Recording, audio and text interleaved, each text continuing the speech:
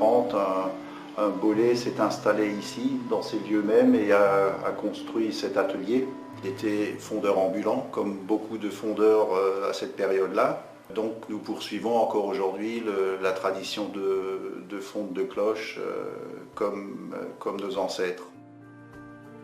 Une cloche est conditionnée de par sa taille et de par son poids avec un son qu'on appelle une note. On va faire un plan de cette cloche, on va faire un tracé partiel. On va le reporter sur une planche qu'on appelle le trousseau, la trousse, via des calculs qui au départ sont partis par empirisme. On va reproduire une courbe d'une certaine cote qui déterminera la sonorité de la cloche. Cette trousse va accompagner le moule, la fabrication du moule pendant toute la construction.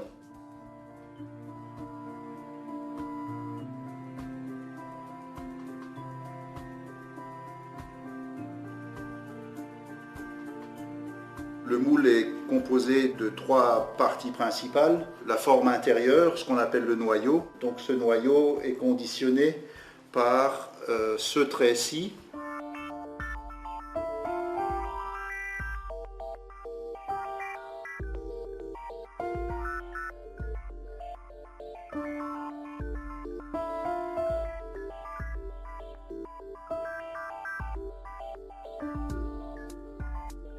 Après, on va redécouper la planche et là, on a vraiment la dimension réelle de la cloche en coupe. Et on voit vraiment ce qu'on appelle le profil.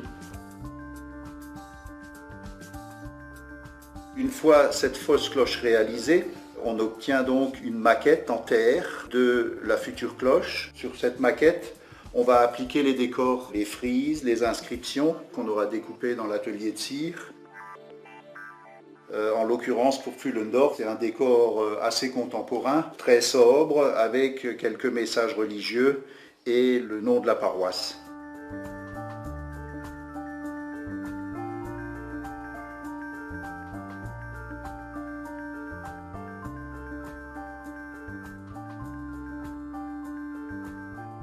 Une fois cette étape terminée, on redécoupe une tranche suivante du bois. Et là, sur le décor qu'on vient de poser, on va encore appliquer des couches de terre très fines d'abord pour qu'elles épousent bien les inscriptions. Et ces inscriptions vont être noyées dans la terre jusqu'à obtenir une grosse carapace qu'on appelle la chape. Une fois que la cloche sera coulée, c'est ce qui est imprimé en négatif dans cette chape qu'on verra les décors.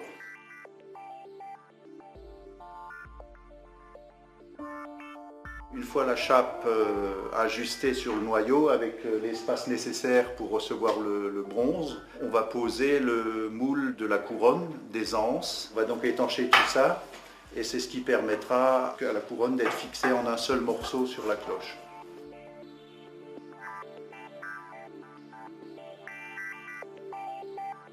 L'étape suivante, c'est de sécher tout ça, c'est de sécher les terres, etc. Une fois l'étape terminée, pareil, on réempile la chape, on détruit la fausse cloche, on la retire. Et grâce à ces petites encoches ici, la chape va garder son espace entre le noyau, partie intérieure de la cloche, et la chape, partie extérieure.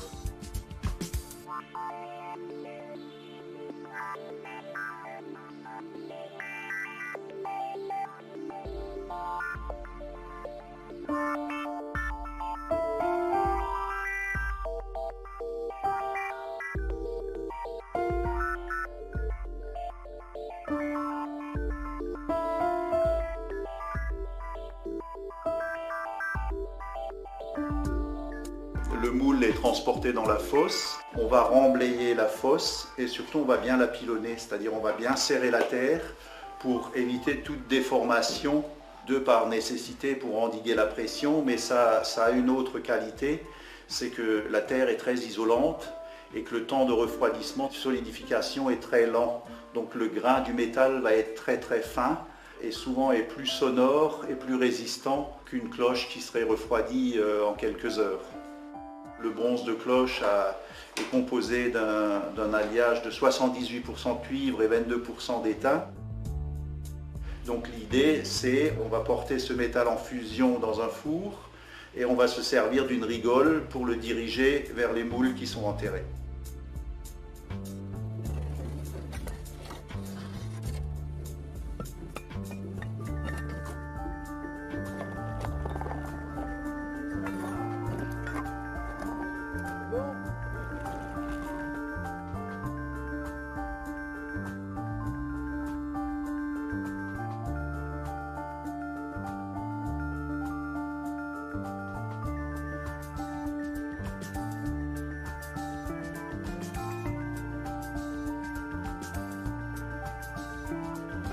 On n'est pas du tout dans le contexte d'une usine où un châssis avec un moule en sable ou en terre ou quel qu'il soit arrive et on y verse du métal, un autre aura préparé le moule et un autre va le démouler, etc.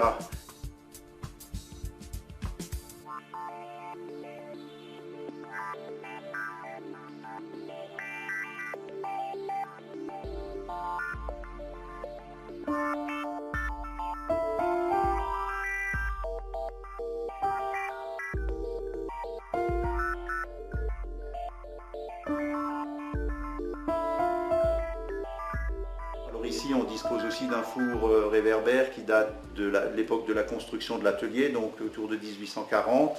Ce four réverbère a pour principe de chauffer une voûte qui, elle, en rayonnant, va chauffer le bain de métal qui est disposé juste en dessous. Une fois que le métal est à température, brassé, l'étain est rajouté, on va se préparer à la couler.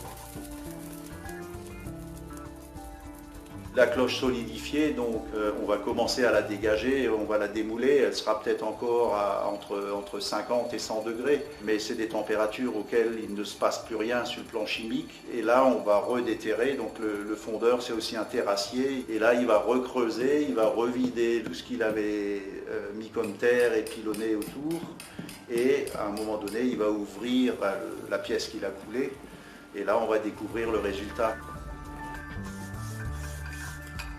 Il y a trois stress, il y a le moment de la coulée, il y a le moment du démoulage et il y a le moment du premier coup de bâton, quoi, où là c'est 3 mois de travail qui se révèlent.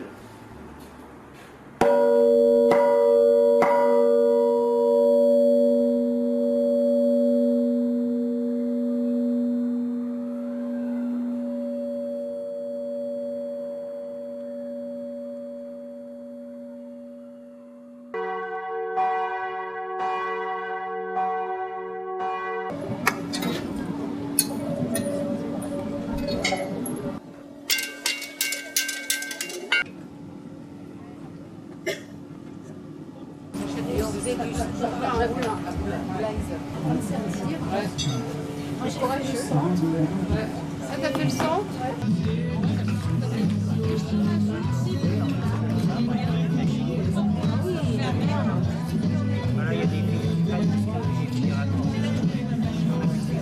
Oh là là là là. Oh là là.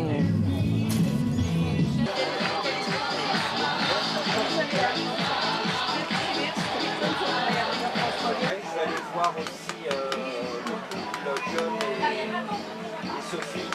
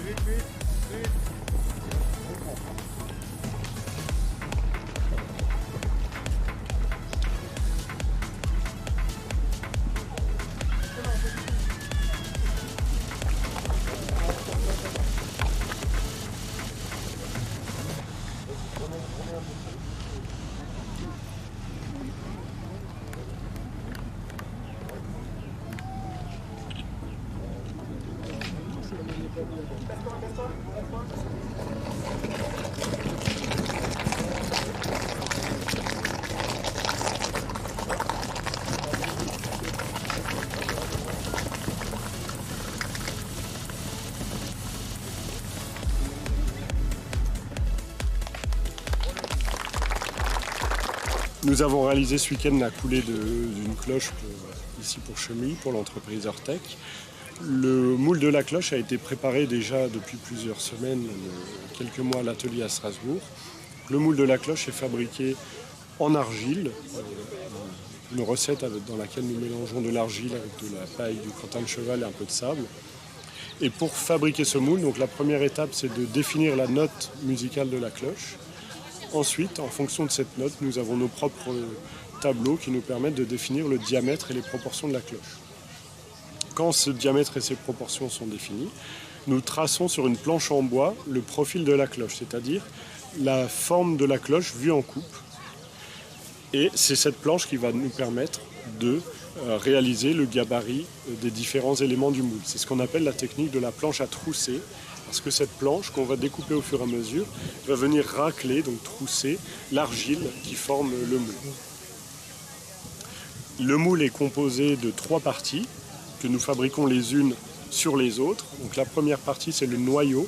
C'est un ensemble en briques maçonnées et recouvertes d'argile. Et ce noyau va nous donner la forme de l'intérieur de la cloche. Le noyau, donc en argile, on le fait sécher, c'est-à-dire qu'on fait du feu en dessous au fur et à mesure de sa fabrication pour faire sécher l'argile, pour obtenir quelque chose de vraiment homogène et parfaitement régulier. Quand le noyau est bien sec, on le recouvre d'une substance anti-adhésive, donc du graphite, du carbone, comme du charbon. Et dessus, on va faire la deuxième partie du moule, qui s'appelle la fausse cloche, c'est-à-dire la forme de la cloche grandeur nature, mais qu'on va faire en argile. Pour faire cette fausse cloche, on redécoupe la planche, et dans la planche, on enlève l'épaisseur de la cloche. Comme ça, en appliquant de l'argile sur le noyau, la planche continue à tourner autour et à racler le surplus d'argile, mais laisse l'épaisseur de la cloche. C'est comme ça qu'on fait cette deuxième partie qui s'appelle la fausse cloche. toujours pareil, donc on fait sécher la fausse cloche en faisant du feu en dessous du moule. On utilise des brûleurs à gaz. Quand la fausse cloche est bien sèche, on va appliquer dessus de la graisse de bœuf, donc du suif. C'est ce qui est utilisé aussi pour faire les frites en Belgique. Et sur cette graisse de bœuf, on va coller tous les décors et les inscriptions qu'on veut faire apparaître sur la cloche. Ces décors et ces inscriptions, on les a préparés au préalable en cire. On a des matrices pour les décors traditionnels ou pour le lettrage, ou alors on découpe à la main des décors contemporains. Et tout ce que vous voyez en relief sur la cloche a été fait en cire, en relief, et on va coller ces reliefs en cire sur la fausse cloche. À cette étape-là, vraiment, la fausse cloche est comme la cloche quand elle sera finie, avec tout son décor, ses inscriptions. Quand cette étape est finie, tout de suite après, on recouvre à nouveau tous ces reliefs et toute la fausse cloche d'argile très fine, qu'on va laisser sécher à l'air libre. Et on applique plusieurs couches successives pour avoir une petite carapace. Et on réapplique à la fin une couche plus épaisse d'argile. Et là, on refait du feu en dessous du moule pour le faire sécher. Du coup, qu'est-ce qui se passe?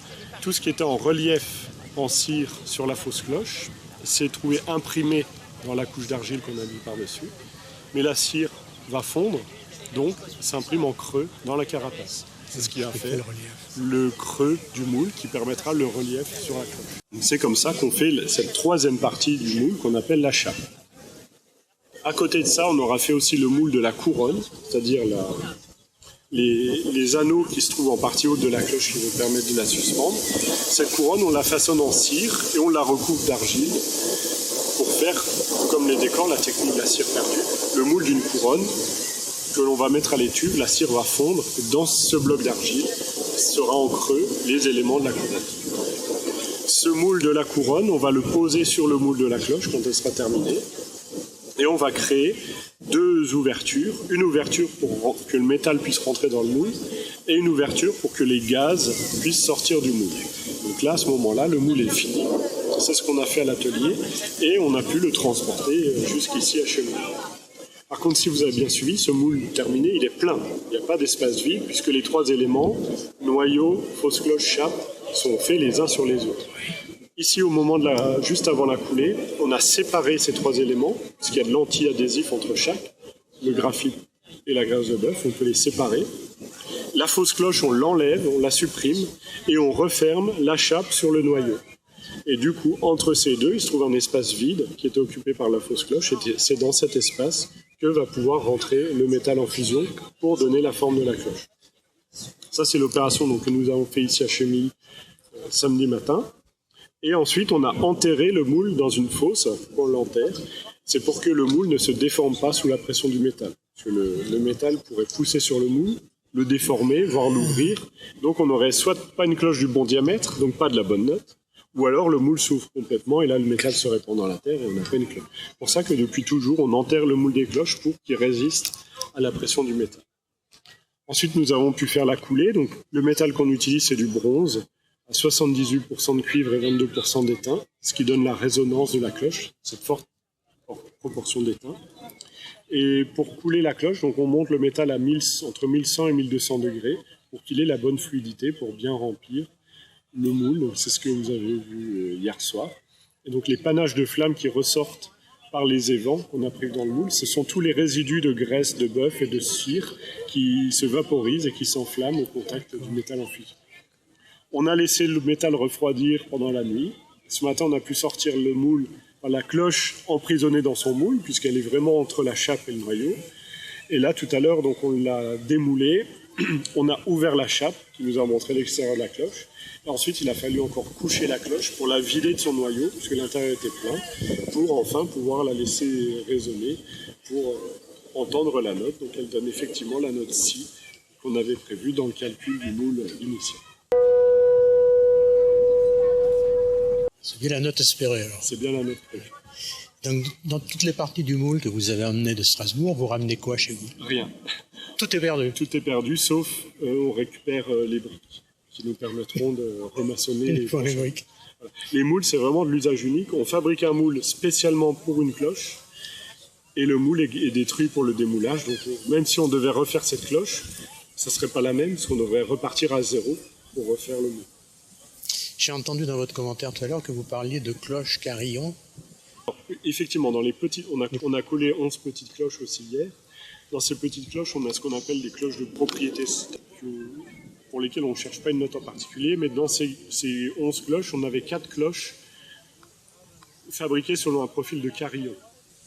Elles ont un profil particulier, c'est-à-dire des proportions particulières, parce que les cloches de carillon, elles sont faites pour sonner dans un grand ensemble de notes, avec des notes très aiguës, les petites cloches, et des notes très graves.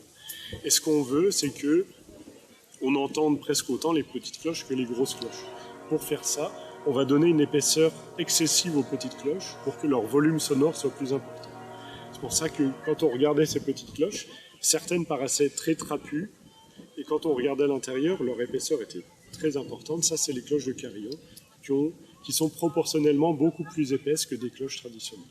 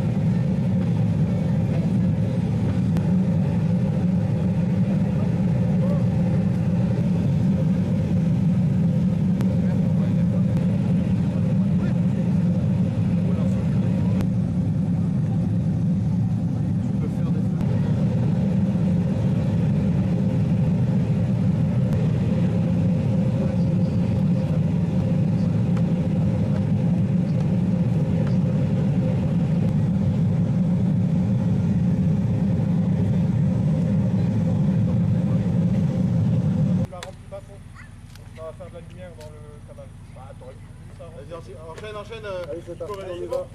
Non, vas-y, continue ça. Allez, vous allez remplir. Allez, on y va. Allez-y. Allez, on continue. Allez-y. Allez, plus vite. Ouais. Allez-y. Continue. Allez-y.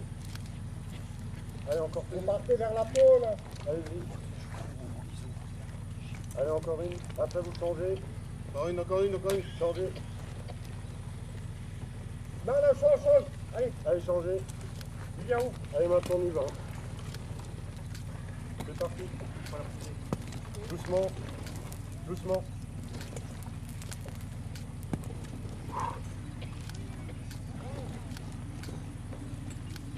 Ah oui, ça... Allez, on y va. Il n'y a pas de goût, par contre. Ah non. Tiens. Allez, on y va.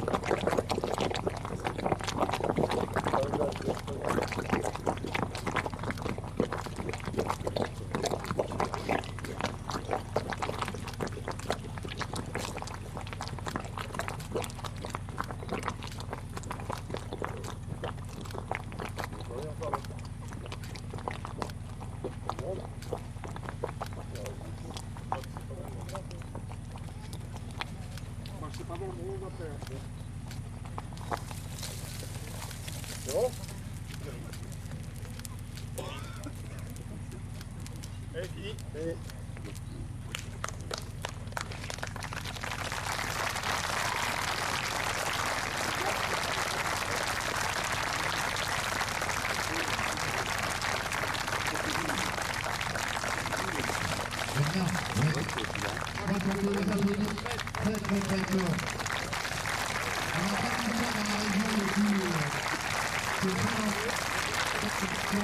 Nicolas Etienne vient avec moi à la pompe de Strasbourg. Je vous ai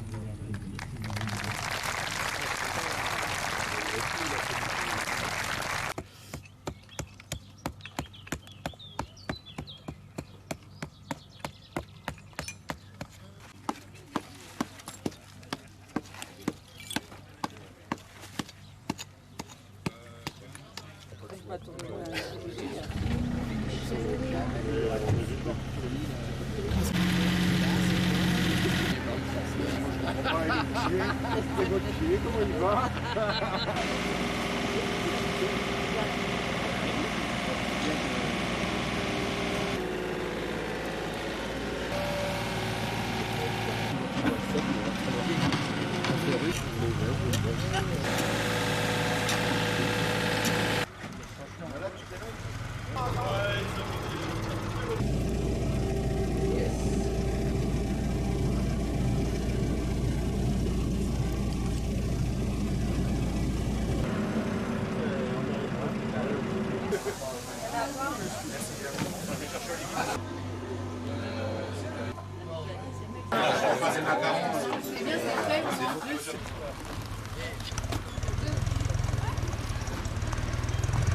Hein?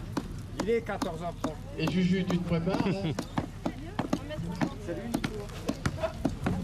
Ça, c'était le moule de la couronne. Et voilà, la cloche qui permet de maintenir le battant à l'intérieur de la cloche. Il n'est plus inséré dans le moule au moment de la coulée, mais il est mis après de façon mobile. C'était vraiment le conduit de cheminée des évents. Et vous voyez que ces anses sont réparties de façon régulière tout autour de la cloche, la répartition qu'on appelle nous en étoiles.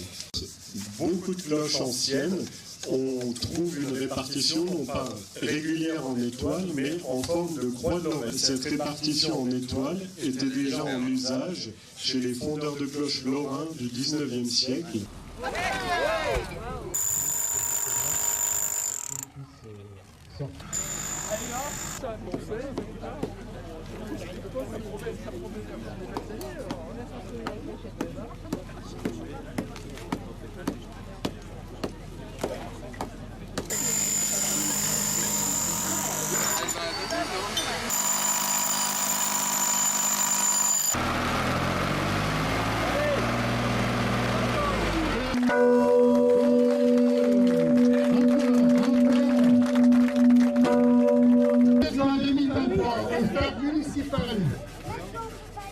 Lors d'une manifestation organisée par l'association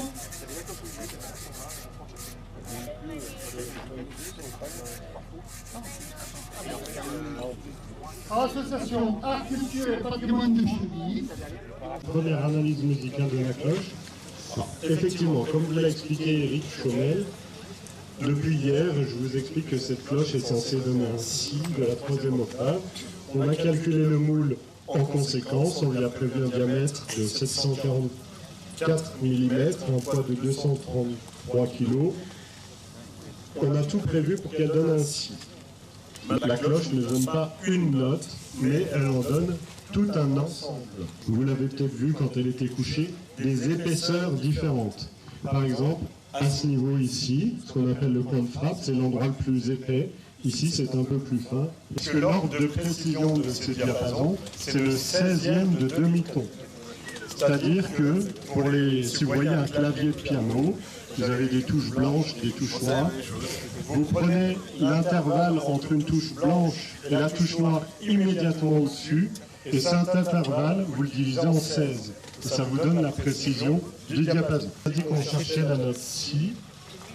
Là, j'ai réglé mon diapason. Donc, la cloche donne la note Si de la 3e octave. Donc l'octave supérieure, ça va être la 4e. On va chercher un Si de la 4e octave. Moi, j'ai réglé mon diapason sur le Do de la 5e octave. Donc, juste la note au-dessus. Je vais vous faire écouter ce que ça donne.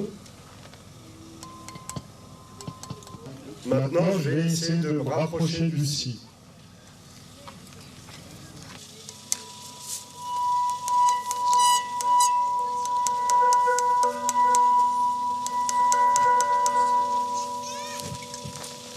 Voilà, ça vous paraît peut-être pas flagrant, mais je pense que vous avez entendu.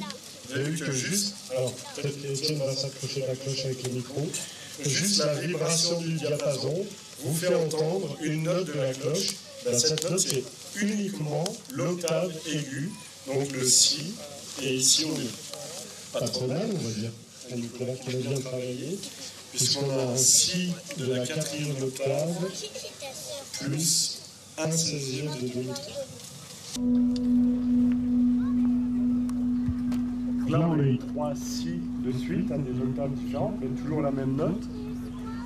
Étienne va nous refrapper une fois la cloche. Écoutez bien ce vous allez l'entendre, je pense, très facilement. C'est la note qui dure le plus longtemps, en fait, quand la cloche sonne.